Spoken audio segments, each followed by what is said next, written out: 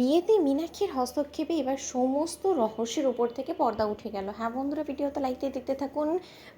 7 পাকে ঘোরা সম্পন্ন হওয়া মাত্রই সিঁদুরদানের ঠিক আগ মুহূর্তে এসে মীনাক্ষী যখন কিনা সিন ক্রিয়েট করে হঠাৎ করে বিয়ে থামিয়ে দেয় এবং বিয়ে স্থগিত হয়ে যাওয়ার কারণে মীনাক্ষী এর এই সমস্ত ভয়ঙ্কর রূপ দেখা মাত্রই আয়ুষ যখন বলতে থাকে যে হ্যারি ঈশান এবার কী হবে বলতো, মাঝপথে এসে আমাদের বিয়েটা থেমে যাবে না তো, আটকে যাবে না তো, কোনো মতে সমস্ত সত্যটা এখনই ফাঁস হয়ে যাবে না তো। ঠিক সেই সময় ঈশান যখন বলতে থাকে যে ভাইদা প্রস্তুত থাক, প্রয়োজন পড়লে পুরোহিত মশাইয়ের কোনো পুরোহিত্য ছাড়াই তুই জাদুঘরের স্মৃতিতে সিঁদুর পরিয়ে দিবি, কোনো রকম কোনো দিকে আর তাকানোর আমাদের সময় থাকবে না, আমি শুধু তোকে একটা ইশারা করবো, তার পরবর্তীতে তুই কোনো দিকে না তাকিয়ে তুই সোজা জাদুঘরের স্মৃতিতে সিঁদুরটা পরিয়ে দিবি। ঠিক সেই সময় কথা বলা মাত্র ঈশান যখন বলতে থাকে কী ব্যাপার কাকিমারি, তুমি এতক্ষণ কোথায় ছিলে, গায়েব হয়ে বলো তো।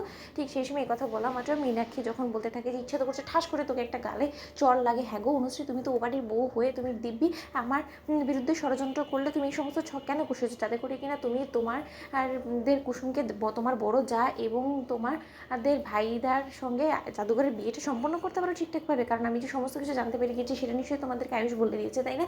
আমি বেশ সমস্তটা বুঝতে পেরে গিয়েছি। জানো তো দিদি, তোমার ছেলে এবং ছেলের বউয়েরা রীতিমতো আমাকে বন্দি করে রেখেছিল, ওরা আমার হাত পা বেঁধে আমাকে স্টোর রুমে আটকে রেখেছিল, যাতে করে কিনা কোনো মতে আমি সময় মতন এই মণ্ডপে এসে পৌঁছতে না পারি, এবং এতে করে তাদেরই লাভ আছে এবং তারা আমার বিরুদ্ধে কঠিন ষড়যন্ত্র করেছে। শুধু যে আমার বিরুদ্ধে করেছে সেরকমটা নয়, তোমাদের সমস্ত লোকেদেরকে বোকা বানিয়ে গিয়েছে। ঠিক সেই সময় কথা বলা আমার টুনটানি গাঙ্গুলি বলতে থাকে যে সেই সমস্ত কিছু তো ঠিক হলো, কিন্তু কোনো মতে তোর মতন অবস্থা আবার আমার আয়ুষের সঙ্গে তো হয়নি, কোনো মতে আয়ুষকে আবার গুম করে রাখেনি তো। আয়ুষ এবং কুসুম কোথায়? আয়ুষ এবং কুসুমকে তুমি এই গণবিবাহের প্রথম থেকে দেখতে পাচ্ছি না। ঠিক সেই হিসেবেই মীনাক্ষী হাসতে থাকে এবং বলতে থাকে যে জানো তো দিদি, তুমি বড্ড বেশি বোকা, তোমার নজর এড়িয়ে কত কিছুই না ঘটে গিয়েছে, অথচ তুমি কোনো কিছুই জানো না এখনো পর্যন্ত। তুমি খুঁজছো তো যে তোমার আদরের ছেলে নয়নের মুনি আয়ুষ কোথায় এবং তোমাদের বাড়ির রক্ষা কবচ জাদুঘর কুসুম কোথায়। তাহলে সে তো তোমাদের চোখের সামনেই রয়েছে গণবিবাহ শুরু থেকে নিয়ে এখনো পর্যন্ত, কিন্তু তাদেরকে তোমরা কোনো মতেই ধরতে পারছো না। কেন ধরতে পারছো না সেটাই বুঝতে পারছি না। ঠিক সেই সময় এ কথা বলা মাত্রই যখন কিনা মীনাক্ষী বলতে থাকে যে দাঁড়াও দিদি, আমি তোমাকে সচ্চোখে দেখাচ্ছি যে তোমার ছেলে এবং ছেলের বউ কোথায়। ঠিক সেই সময় এই কথা বলা মাত্র ইন্দ্রাণী গাঙ্গুলি বলতে থাকে যে মনে হচ্ছে সকালের চোটটা তোর উপরে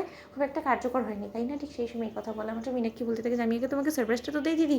ঠিক সেই সময় যখন কিনা আয়ুষের চেহারার উপর থেকে চেহারাটা সরিয়ে দেয় মীনাক্ষী এবং কুসুমের চেহারাটা যখন কিনা ইন্দ্রাণী গাঙ্গুলির কাছে দেখিয়ে দেয়, ঠিক সেই সময় ইন্দ্রাণী গাঙ্গুলি বলতে থাকে যে আয়ুষ কুসুম, তোমরা বিয়ের আসলে ছাদনা তোলায় অগ্নি সাক্ষী করে এতক্ষণ তোমরা 7 পাক ঘুরছিলে, এই সমস্ত কিছু কেন করছিলে বলো। ঠিক সেই সময় যখন এক পর্যায়ে মীনাক্ষী বলতে থাকে যে বলেছিলাম না সিঁদুরদানের আগে এসে তোমাদের সমস্ত প্ল্যান আমি ভেস্তে ব্যবহার হলো তো। ঠিক সেই সময় ঈশান বলতে থাকে যে ভাই দাঁড়া, এক মুহূর্ত অপেক্ষা করা যাবে না, এক্ষুনি তুই জাদুঘরের স্মৃতিতে সিঁদুরটা পরিয়ে দে। ঠিক সেই সময় ইন্দ্রাণী গাঙ্গুলি বলতে থাকে যে না খবরদার আয়ুষ, এটা তুমি করবে না।